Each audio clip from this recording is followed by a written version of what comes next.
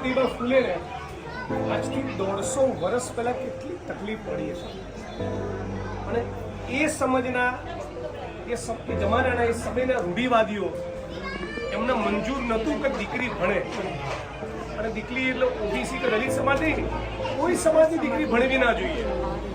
એક એવી સોચ, એક એવી માનસિકતા હતી. એ માનસિકતાને પડકાર ફેંકે જ્યોતિબા ફૂલે, સાવિત્રીબાઈ ફૂલે કે દીકરીઓ પણ ભણશે, દીકરીઓ પણ ભણવી જોઈએ અને પોતાની ઉપર છાણ અને ગારો ફેંકતા હતા સાવિત્રીબાઈ ફૂલેની ઉપર કે ના કપાવા બેઠી સમાજનું દીકરીઓ ભણાવવા જાય છે.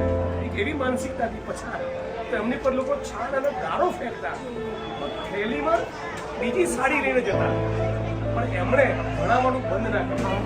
એના કારણે તમે આંગણવાડીના કાર્યકર્તા બની શક્યા છો, એના કારણે કોઈક આશા વર્કર બની શક્યા છે, એના કારણે કોઈક મહિલા આજે ધારાસભ્ય, સંસદ સભ્ય, મંત્રી,